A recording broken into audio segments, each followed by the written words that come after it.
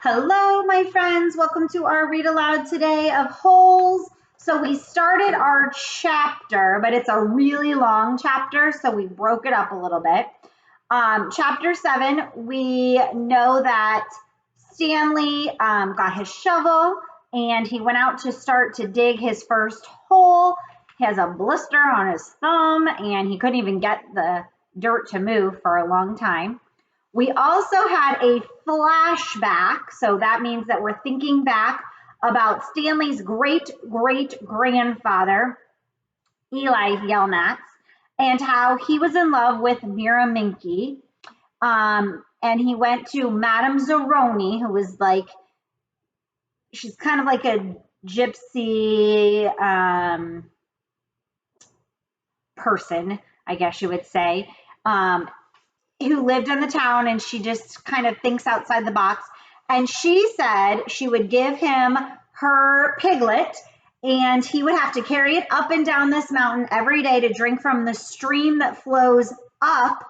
Think about that. Remember, mountains should have a stream flowing down, and sing the song.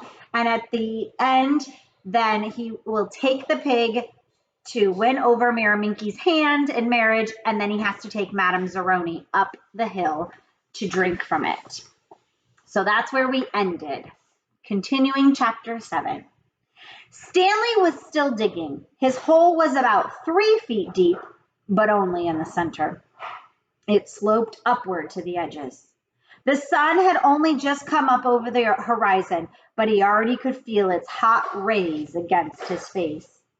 As he reached down to pick up his canteen, he felt a sudden rush of dizziness and put his hands on his knees to steady himself.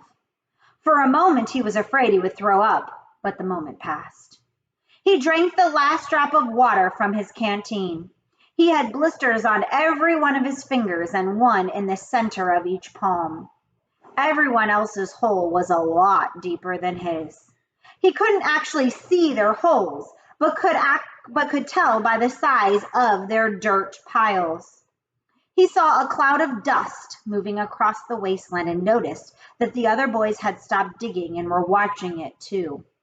The dirt cloud moved closer, and he could see that it trailed behind a red pickup truck.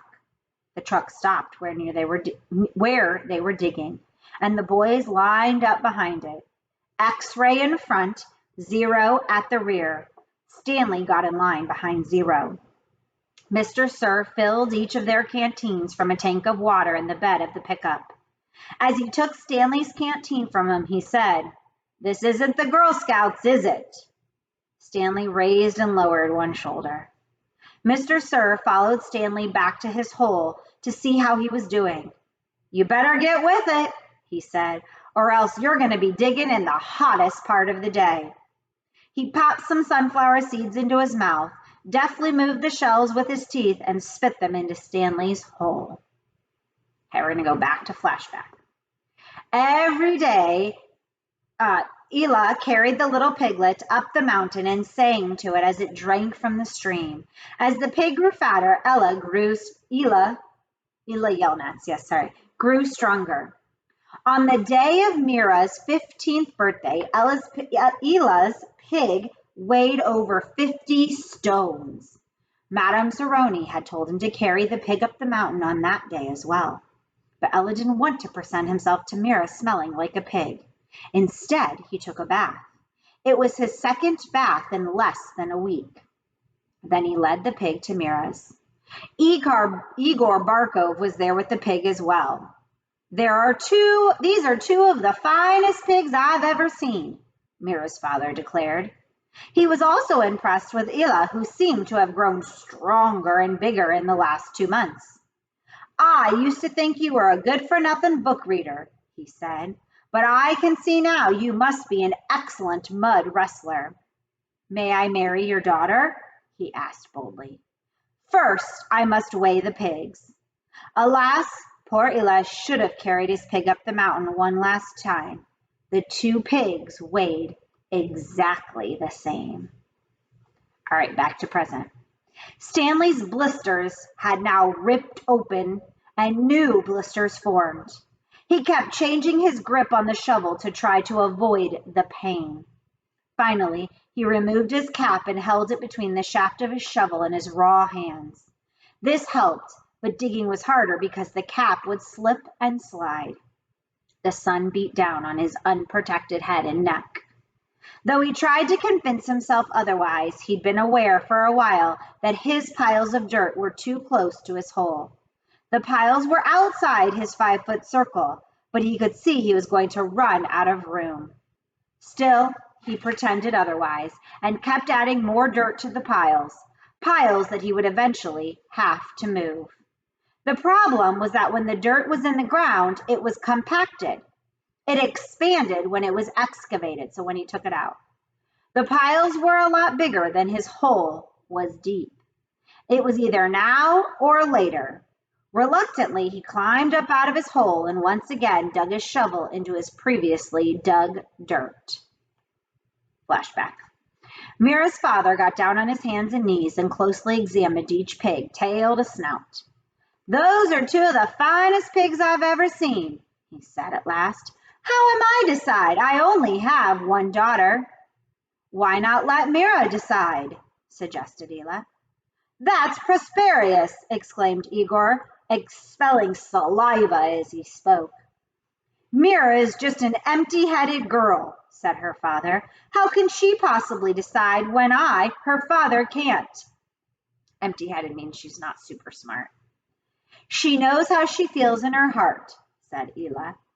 Mira's father rubbed his chin, then he laughed and said, why not?" He slapped Ela on the back. "It doesn't matter to me. A pig is a pig."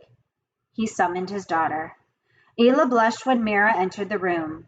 "Good afternoon, Mira," he said. She looked at him. "You're Ela, right?" she asked. "Mira," said her father, "Ela and Igor have each offered a pig for your hand in marriage. It doesn't matter to me. A pig is a pig. So I will let you make the choice. Whom do you wish to marry?" Mira looked confused. "You want me to decide?" "That's right, my blossom," said her father. "Gee, I don't know," says Mira. "Which pig weighs more?"